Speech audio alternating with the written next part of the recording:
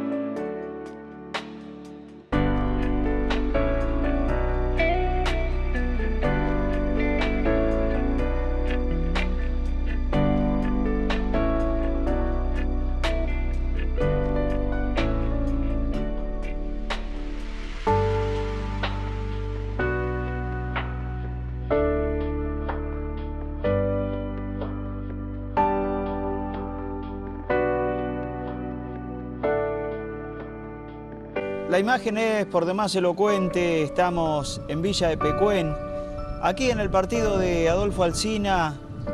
Hace 100 años se creó esta villa turística y fue creciendo rápidamente hasta llegar a los años 80, en que había congregado en torno a esta calle principal una serie de hoteles que albergaban a muchos turistas que venían en busca de las sanadoras aguas termales que posee el lago de Pecuén, justamente, que se encuentra al final de la calle y que podemos observar por ahí en las imágenes.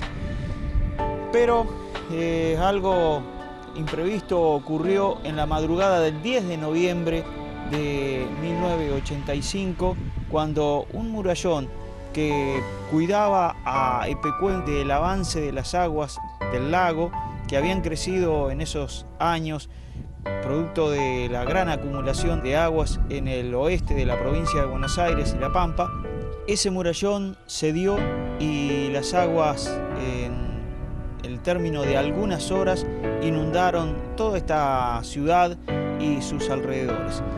Desde allí, al día de hoy, quedan las ruinas de lo que fue hasta hace 30 años esta población de Pecuén. Vamos a recorrer este predio, vamos a construir en base a los testimonios lo que pudo haber sido y lo que fue Villa de Pecuén en algunos momentos de su más esplendoroso apogeo.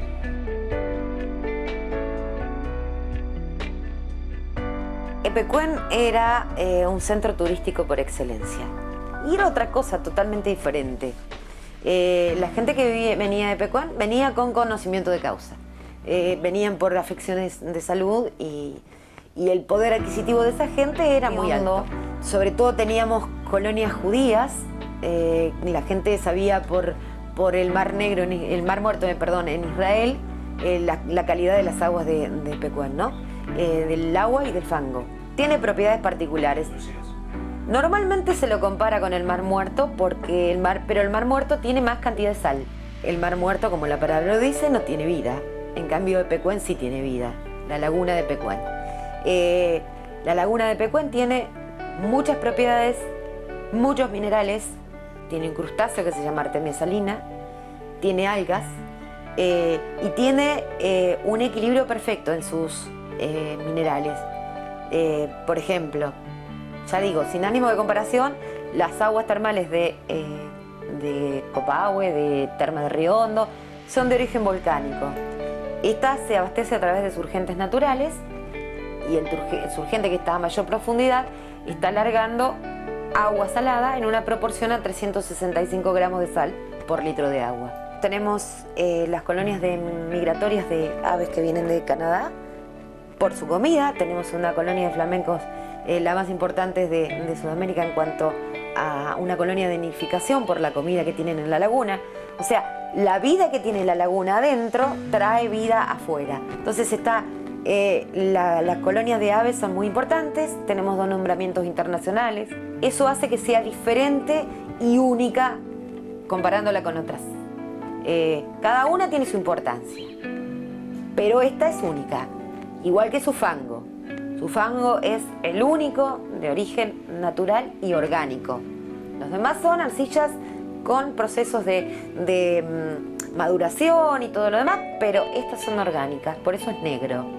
Eso es lo que hace que la gente venga por conocimiento de estas aguas que son curativas. Nuestras aguas tienen, además de los organismos vivos, microorganismos vivos, que son las arqueas, que, para decirlo de una forma más simple y sencilla, es un antibiótico potente, súper potente y natural. Eso se está investigando para qué tipo de enfermedades curan, pero sabemos que curan. Entonces todo eso sabía la gente antes, desde tiempos atrás, ¿no? Principios de siglo. Exactamente. Entonces venía gente de todos lados, sobre todo, ya te digo, colonias judíos, donde tenían hoteles que los atendían específicamente a ellos, donde tenían comidas especialmente para ellos, donde recibían el diario escrito en yiddish, como ellos decían. Y los hoteles tenían para esa época una infraestructura muy moderna y muy importante. En Epecuén había correo, había destacamento policial, había unión telefónica, teníamos la sucursal del Banco Provincia, teníamos un complejo termal que tenía 200 bañeras para mujeres y 200 bañeras para hombres. Las personas que atendían a cada una de los hombres o de las mujeres, había un médico termalista, había un médico clínico, había enfermeras, se hicieron muchos congresos termales a nivel mundial. Epecuén era un centro turístico por excelencia.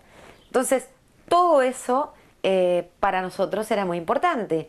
Los habitantes de Epecuén nacíamos con la conciencia turística. Un médico termalista, había un médico clínico, había enfermeras, se hicieron muchos congresos termales a nivel mundial. Epecuén era un centro turístico por excelencia. Entonces, todo eso para nosotros era muy importante. Los habitantes de Epecuén nacíamos con la conciencia turística. Vivíamos para el turista. Todo el mundo se brindaba al turista. La infraestructura hotelera tenía mucha capacidad.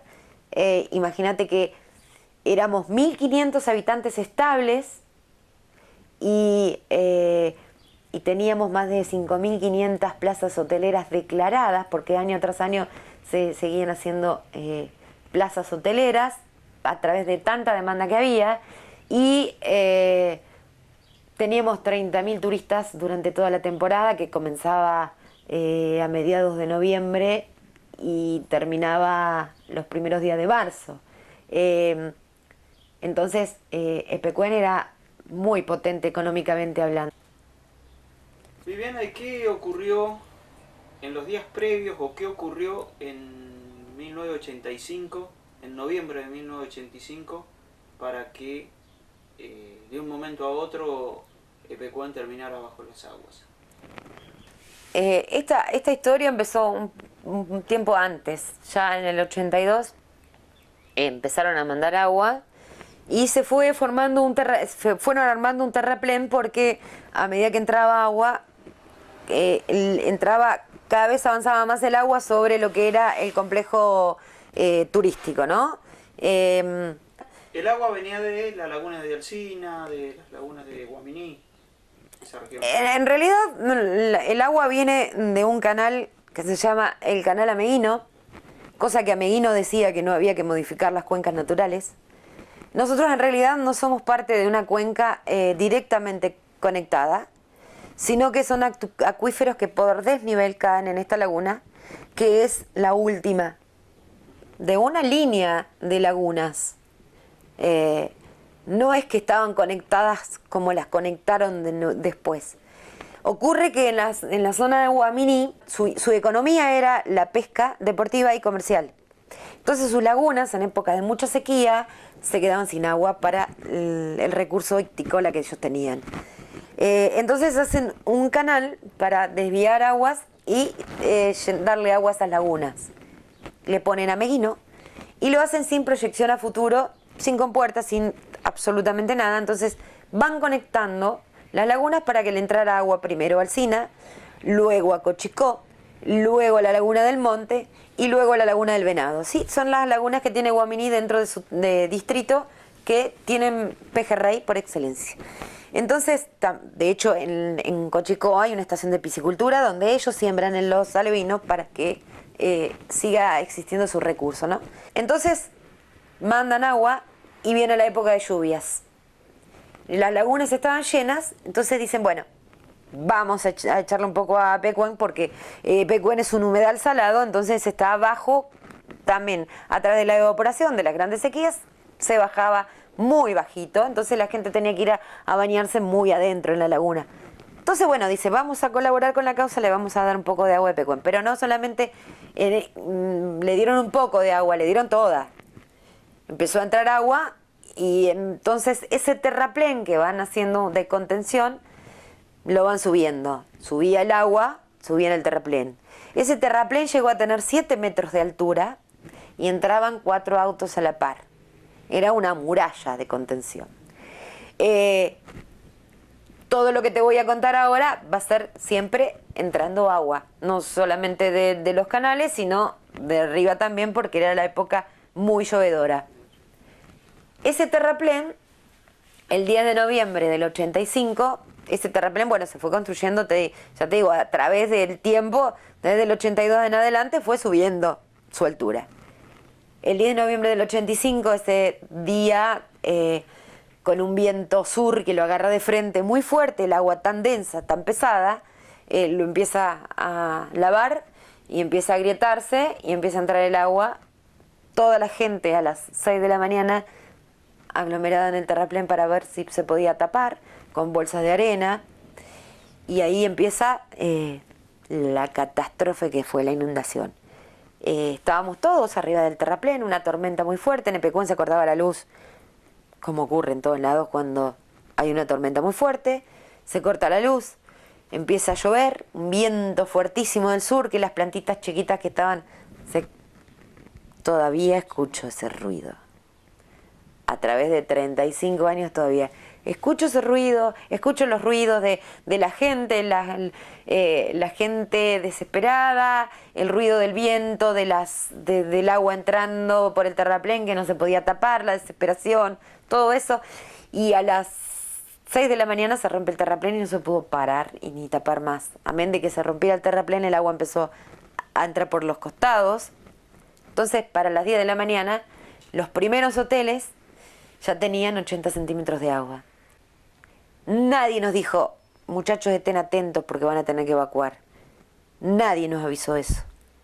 De hecho, me acuerdo como si fuera hoy, cuando ya Pecuén se estaba inundando, nos convocan a la estación terminal de ómnibus, Defensa Civil, y nos dicen, nos marcan en un mapa, hasta acá va a llegar el agua, con una línea roja. Mi casa y el hotel de mi abuela, que el hotel de mi abuela era uno de los más grandes, tenía capacidad para 150 personas. ¿Cuál era? El Hotel La Española, que está por la entrada de la calle Arturo Batione, que viene de la estación de ferrocarril, a mano izquierda. Todavía hay un poquitito que se ve arriba. Y mi casa estaba a 4 metros sobre el nivel de la laguna, entonces supuestamente hasta ahí no iba a llegar el agua. Sí iba a llegar hasta la avenida Mitre, que es la otra avenida principal, la que cruza la avenida de Mayo.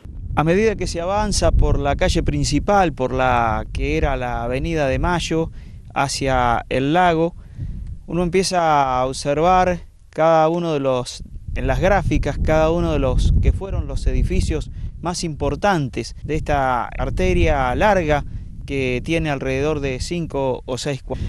Aquí a mis espaldas está la alfajorería. Aquí se construían a la vista de la gente los alfajores. Lamentablemente también tuvo la misma suerte Villa de Pecuén. La estamos visitando hoy con nuestras cámaras. Vamos a ir a una pausa y seguimos recorriendo este enorme predio, hoy convertido en un paseo que rememora lo que fuera esta villa turística del partido de Adolfo Alsina. Estamos en la fábrica de alfajores La Cambacita. Esta fábrica originalmente estuvo funcionando en Epecuén, elaboraban los alfajores a la vista en la Avenida de Mayo, y Graciela Contreras, quien está a mi lado, era una de las empleadas. Recuerda cada uno de los momentos que tuvo esa fábrica de alfajores, siendo ella muy joven, y también nos va a contar acerca de los sucesos que llevaron a la tragedia ocurrida allí en Epecuén y su desenlace y sus consecuencias. No soy nativa de este pueblo, pero vine desde muy chiquita, antes de meses. Entonces yo me siento epecuense primero y caruense ahora por adopción.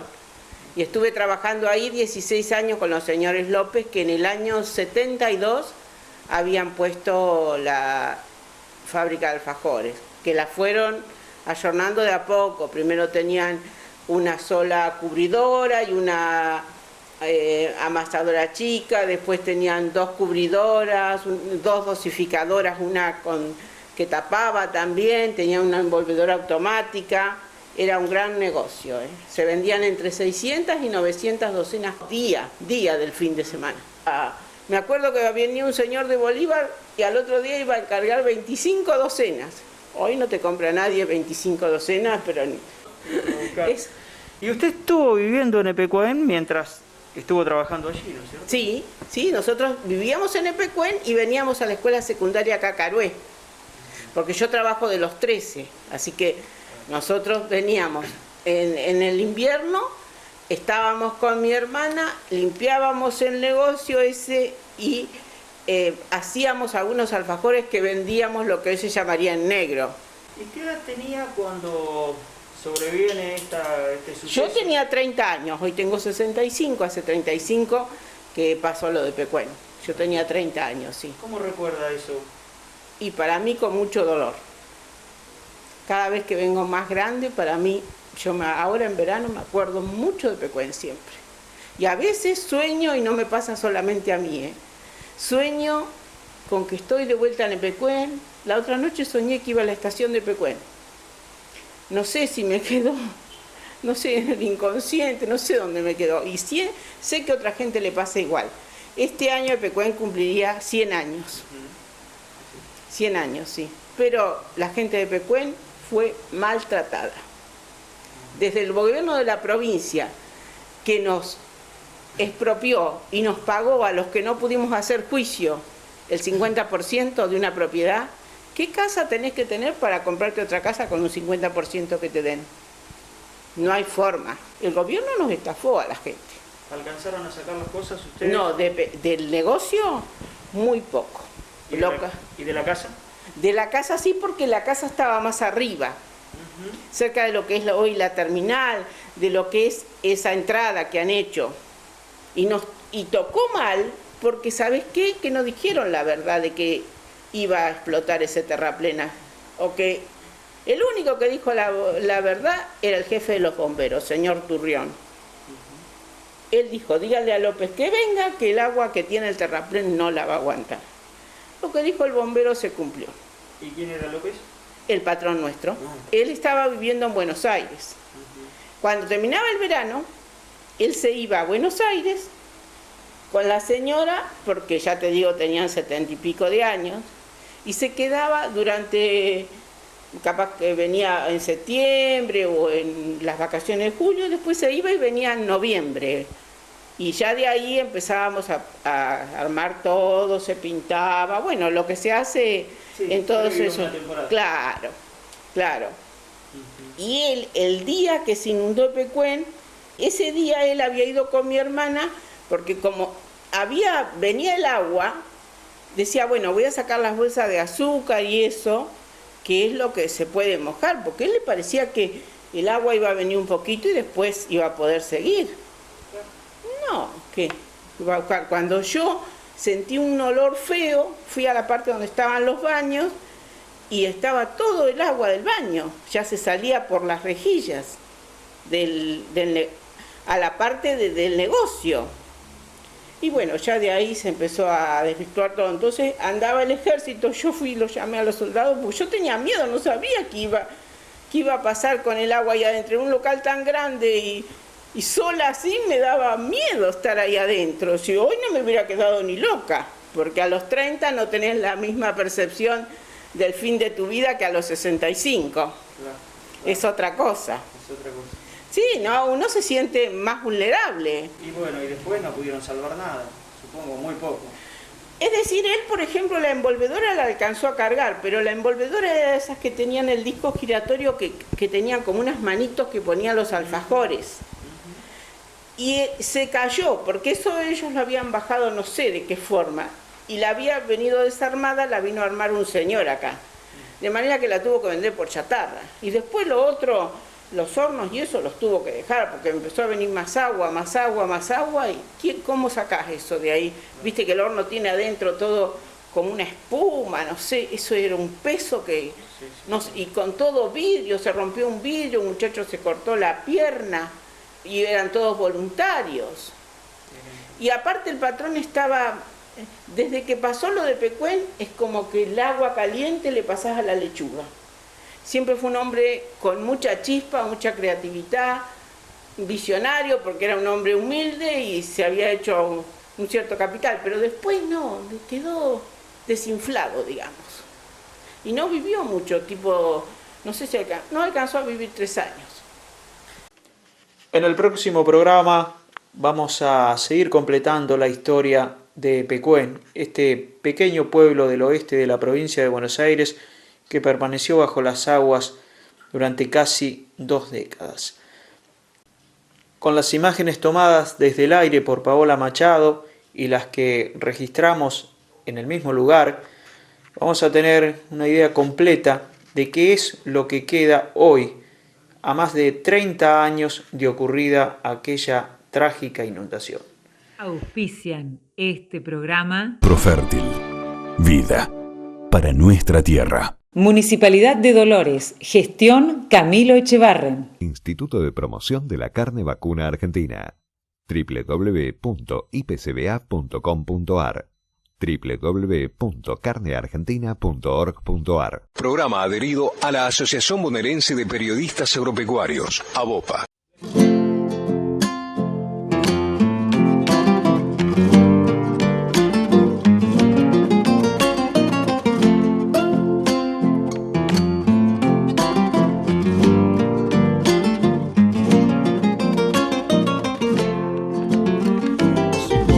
Jujuy y La Plata, de noche empiezo a silbar, esquina de mi Santiago, la San Mamá San.